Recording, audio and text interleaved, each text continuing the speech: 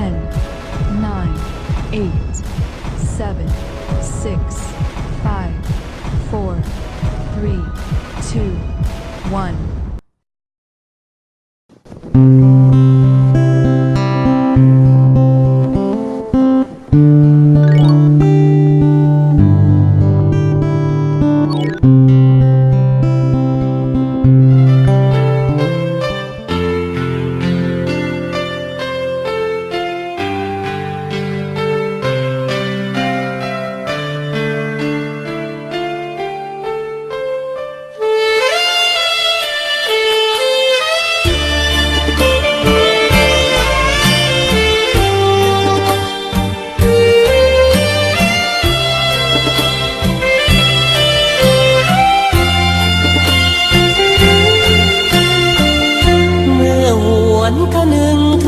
ชีวิตคู่จะหาใส่มาเทียมคู่เหมือนคู่นี้หากเต็มทนคนคืนอดสาสอกหาวิสามาใส่ตนเพื่อความหวังให้เป็นผลสอนสิตนให้สมดังใจ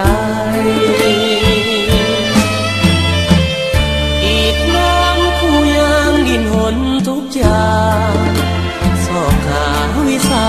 ต่างๆเพื่อมาสอนสั่งปาใส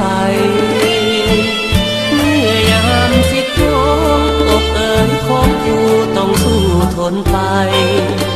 บอกเคยคิดจะท้อใจ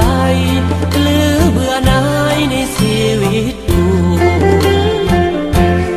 หากแม้นผู้ใดที่เคยได้ผ่านชีวิตนั้นแสนดนนานปากบันเป็นหน้าอดสู้แต่ก็พอใจเลื่อมใสในชีวิตคู่อุทิศจิตใจฝังอยู่เป็นคู่สู่อาวสานสุขล้ำดวงใจเกิดมาหนเดียวด้วยหัวใจมาโน้มเอียงสิ่งเดียวขอปรารถนาเกิดมาเป็นคู่เพื่อหวังเสริฐสู่เด็กคู่อาณาชาติใดขอปรารถนาขอเกิดมาในชีวิตคู่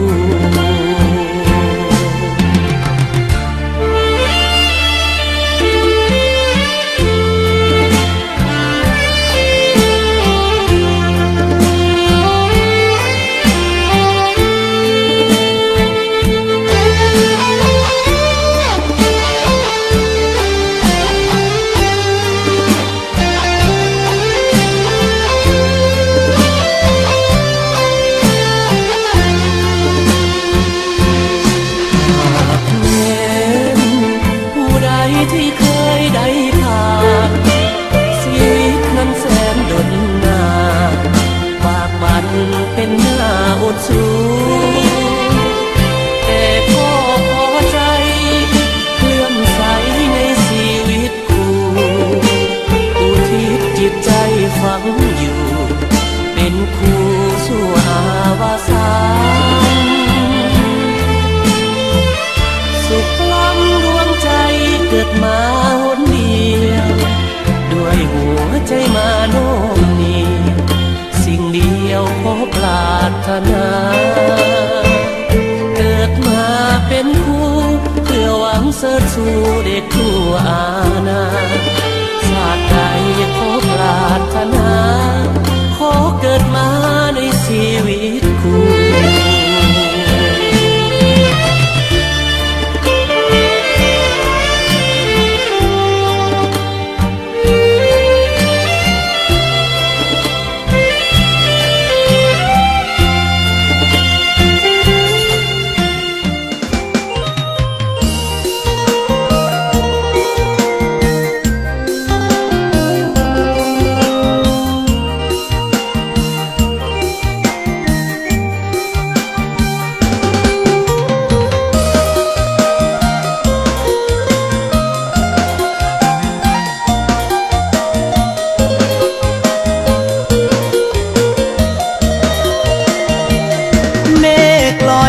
จายสายลมพัดเป่า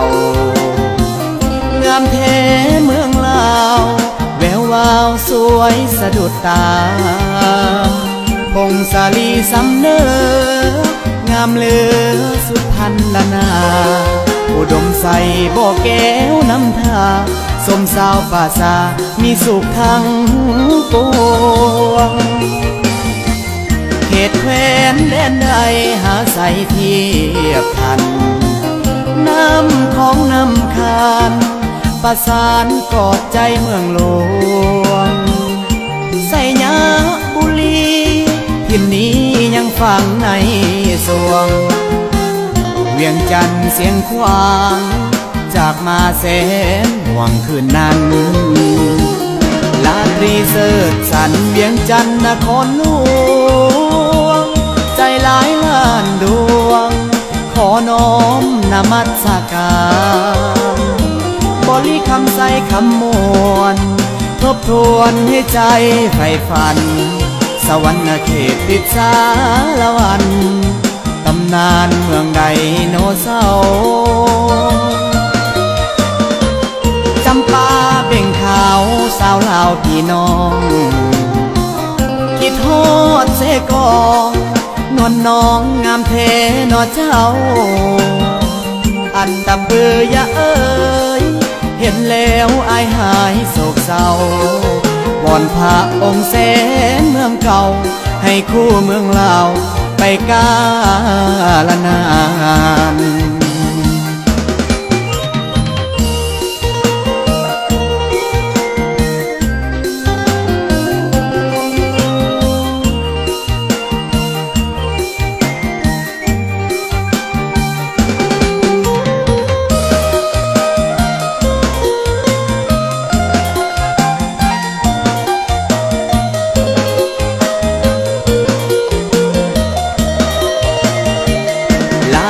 เสิร์ชสันเวียงจันทน์นครหลวงใจหลายล้านดวงขอน้อมนมัสการบริคำใส่คำมวลทบทวนให้ใจใฝ่ฝันสวรรค์เขตติดสารวันตำนานเมืองไดโนเสาร์จำปาเบ่งขาวสาวลาวพี่น้องคิดฮอดเสกองนวลน้องงามเทนอเจ้าอันดับเบือยะเอ้ยเห็นแล้วอายหายโศกเศร้าวอนพระองค์แสนเมืองเก่าให้คู่เมืองลาวไปกาลนาน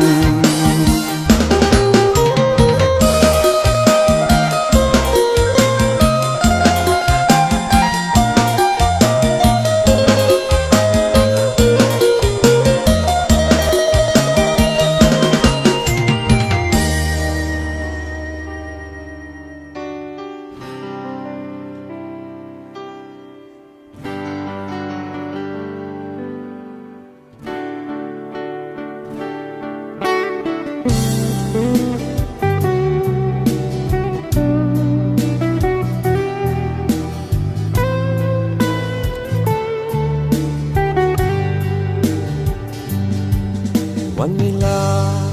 ผ่านมาเนิ่นนานเหมือนสายทางไหลไปบ่หวนคืนแต่มีคำหนึ่งที่มั่นคงและยั่งยืนบ่อาจลืมความเป็นเพื่อนดีต่อกันยามยังอยู่สุขและทุกข์ช่วยแบ่งปันมิตรภาพนั้นจงหาสาไว้หากวันใดล้มลงเพื่อนจงลุกสู้ใหม่เฮาจะก้าวเดินไปพร้อมกัน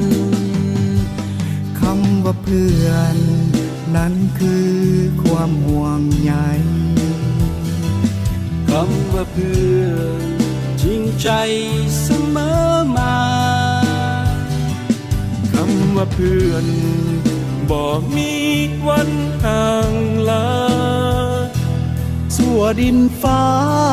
เพื่อนกันตลอดไป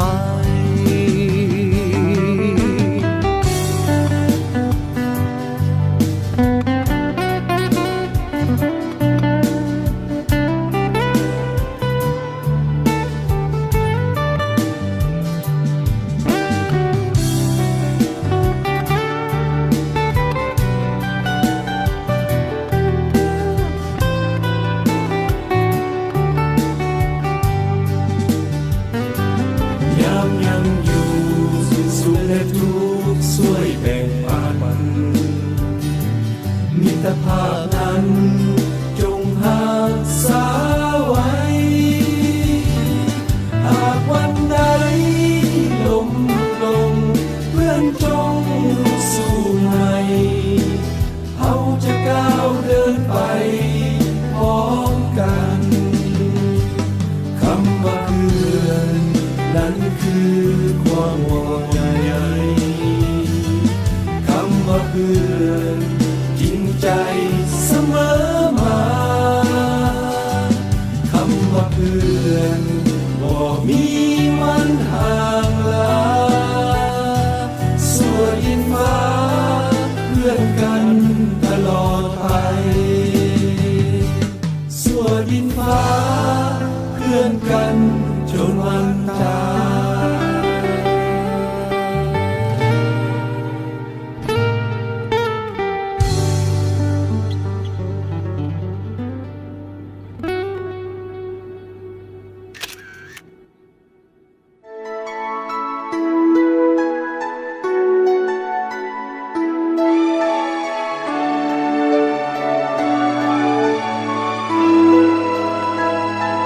เขาเคยหูภาคเพียรเฮียนกันมาเอาฟันฝ่าอุปสรรคยากเท่าใดกว่าจะก้าวสู่ฝันที่แสนไกลหันกลับไปบ่ลืมไหลความผูกพันวันเวลาผ่านดังทลาไหลแต่สายใจยังใสไหลประสานเอาจับมือโอบกอดเดินไปพร้อมกันเพื่อนเท่านั้นเพื่อนแท้ตลอดกาลจากวัยเยาว์เข้าเรียนอุดมศึกษาเอานั้นมาจากต่างทิศและถิ่นฐานเขาอาจมีปัญหาบอกเข้าใจกันเวลาเท่านั้นภาษาล้อมอุรายามเพื่อนสุขเฮาห่วมสุขยิ้มสดใสยามเพื่อนให้ท้อแท้เสียน้ำตาเฮาจะอยู่เคียงข้างบ่ห่างลาคำสัญญาคือเพื่อนแท้และเพื่อนตายคือมิตรภาพและเพื่อนกันตลอดไป